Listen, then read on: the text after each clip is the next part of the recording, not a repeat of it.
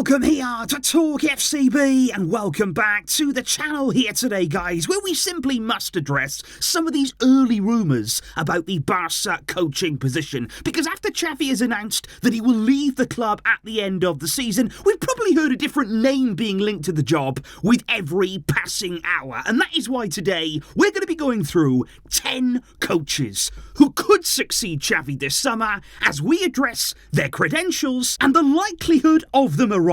It is all coming up for you. I hope you enjoy it. Let's do this. Because let's first of all kick off then with one of the more obvious choices, and this is the man right here who is said to be the dream of Joan Laporta, and most people inside of Barca right now, it is Jurgen Klopp. But as with all dreams, the big question on this one is there any chance that it could actually become a reality? Because the big problem for Barca, obviously, is that Klopp has made it very, very clear he needs a rest. He is mentally drained right now after several demanding years at Liverpool, and he's already said that it's going to be at least 1 year before he even thinks about accepting a new challenge. And that means basically that Barca would need to present him with something unbelievable, something absolutely incredible in order to convince him to change his mind, which on the face of it right now looks like a tall order. And I think the only positive right now from what we're hearing in the media is that Klopp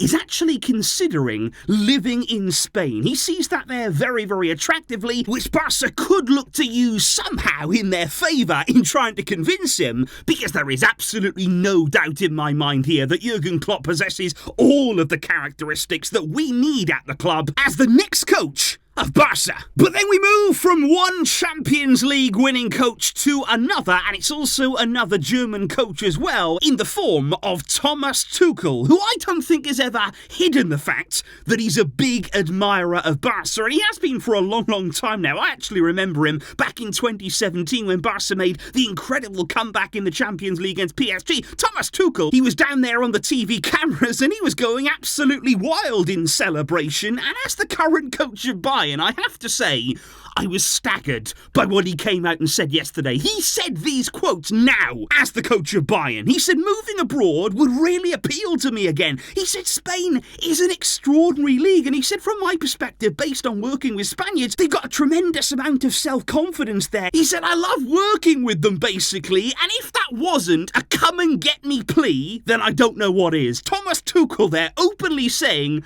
I'd love to go and work there. And I found those to be absolutely extraordinary quotes, and it just proves the point there, guys, that despite what people may say about that nobody would want the Barca job, that obviously there's so much pressure, so many demands, nobody will want to take over from Xavi, but believe me, top coaches around the world, they will want this challenge. They will want to try and go there and prove themselves and enjoy the rewards that would come with getting it right. So believe me, people will want this job, although it remains to be seen how high up the list right now Thomas Tuchel is. I think he's in the mix. I think he may be a candidate, but I wouldn't say that he was towards the top of the list right now. But of course there is one name that has been linked to the job that's rather closer to home, given that Rafa Marquez is already at the club there in charge of the B team, where he was appointed by Laporta back in 2022. He's done a very, very solid job there in charge, a former Barca player too, of course. And I thought it was really interesting that right after Xavi made his announcement there that he would be leaving, Marquez was asked about the job at Barca,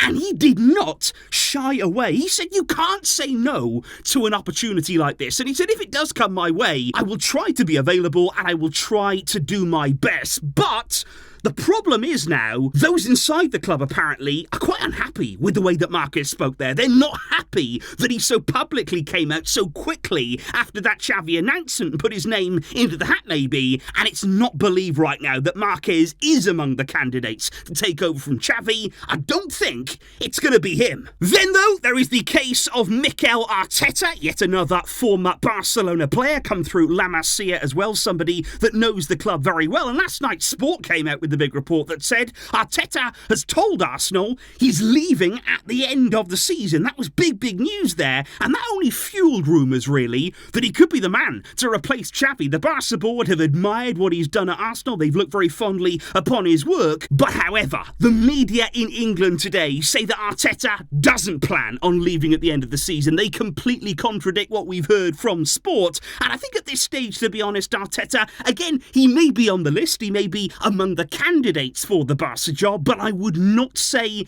he is among the leading ones, the top targets that we have. However, now we arrive at somebody who, in my mind, that I truly do believe here is among the leading candidates for the Barca job, and it's Hansi Flick, because this is somebody who Joan Laporta absolutely loves. It is no secret at all, and it was actually reported yesterday that Laporta actually held a video call with Hansi Flick back in 2021 about the possibility of him becoming the Barcelona coach. And well, we're all very much aware here at Barca of what Flick can do, his work there at Bayern Munich. We were on the receiving end of it back in 2020, and again, I don't really remember the score in that game. I think we lost. I think it was definitely a defeat, but the amount that we lost by, I really don't recall that. But anyway, Flick did a good job at Bayern. We know that. It was absolutely incredible. His Bayern team broke all sorts of records. But then, of course, he went to take on the Germany job. That did not go so well. He was actually sacked there after 2 years in charge. It really wasn't a good moment for Flick or the national team, and I think that in itself brings about a few concerns.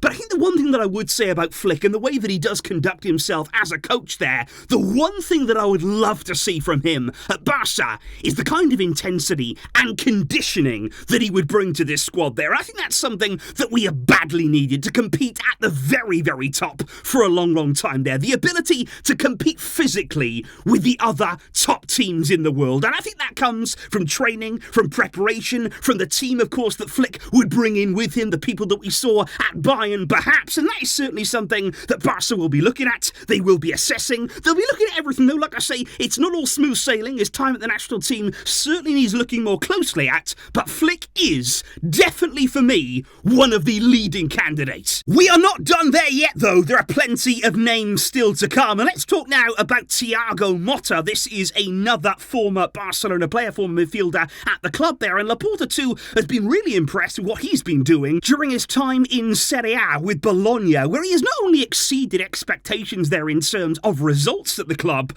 but he's also been playing some excellent football along the way. That is something that has not gone unnoticed at Barca. But I think the overriding feeling here, when you're talking about somebody who's young, who's exciting, who is a former Barca player, who is doing well elsewhere, the problem is it's such a massive step up at Barca, isn't it? We've seen the pressures, what they can do here. We've seen the demands that have been on the coach's shoulders at this club. And is Motta ready early on here, pretty much, in his coaching career? Is he ready to make that big step up yet? And then I also want to talk about Imanol Agag. Now, this is somebody who I feel is definitely on the list again, and I think he may be a bit further up maybe than we believe, because he has done an excellent job at Real Sociedad, both in terms of performance, the level that they played at, the style of football, the results that he's got. He's brought silverware to the club as well, and also using lots of academy players and young players along the way. And you can see what the Barca board are interested and impressed by him. We even heard that earlier on in the year when Barca came up against Real Sociedad, and that was a game, by the way, that they could have and should have won against Barca.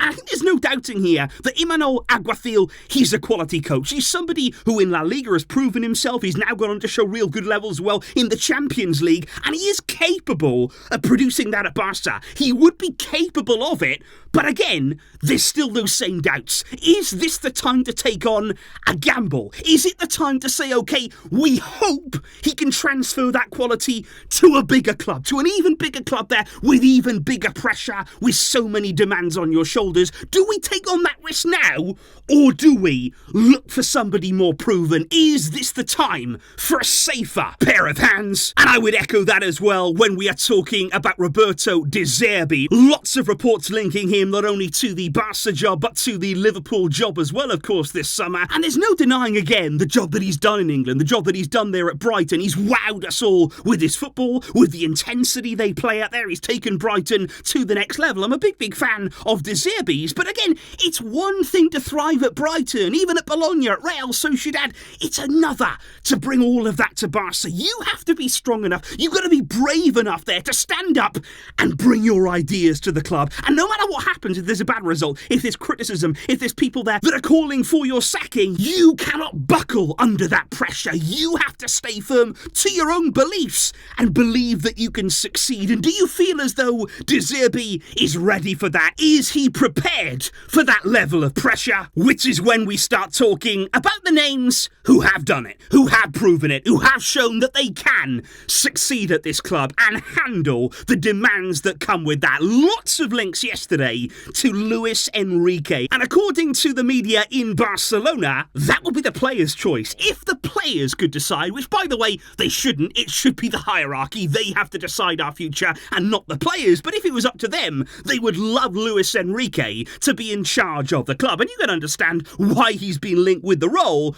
But of course, he's at PSG right now. He's got a contract there until 2025. And you feel as though it would surely be highly unlikely that he'd throw that away, that he would end this project that he's still pretty early days into. And he was actually asked today, would you like to return to Barca one day? Is that something that you could see happening? And Luis Enrique, in typical fashion there when he's dealing with the media, he simply said, I have nothing to say about this. No comment. Before last, and certainly in no way least, Pep Guardiola. I mean, you knew it was coming. You knew that we had to put it in there somewhere. Pep Guardiola. Could he return to Barcelona? Could he make an absolutely sensational return to the club? I mean, could you imagine that? But here's the thing, guys, because there has been a quote that's going around quite frequently here on social media with Pep saying, I don't care where I am, FC Barcelona is my club, and if they call me, I will come back. And lots of people, of course, have been getting excited about that, thinking, could we give Pep a call? Would he answer to Laporta? Would he come back to the club? But what that video there conveniently misses out is where Pep is actually speaking from a hypothetical point of view regarding Arteta. And he was saying that if he was an assistant coach at another club and then his club, Barca, and in Arteta's case, Arsenal came calling, then he'd leave immediately. So he wasn't really talking about the now, because we all know he's incredibly happy at Man City. I don't really see any signs here of Pep being willing to not only move on from there, but I think we know his time at Barca as a coach is all but done anyway. And I think at City, he's been incredibly successful. He has pretty much unlimited resources at the club. There's less pressure on him than he had at Barca, less demands, less scrutiny, and that is why he is going to spend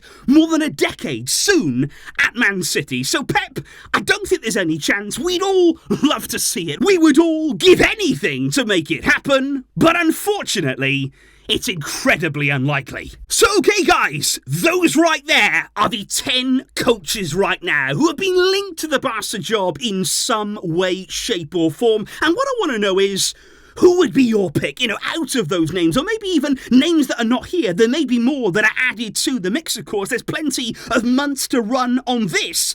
But who would you like to see as the new Barca coach in the summer? Who stands out to you? Who is realistic? And who can bring back the levels that we need at this club? Who can take us on to that next level? There's lots of hard work to be done. There's lots of things here to overcome at the club right now. But I'm interested to know on who you would be backing. Let me know all of that in the comments down below. But thank you indeed for watching, for getting involved here, and for all of your support. But until next time, as always, Visca, El Barça.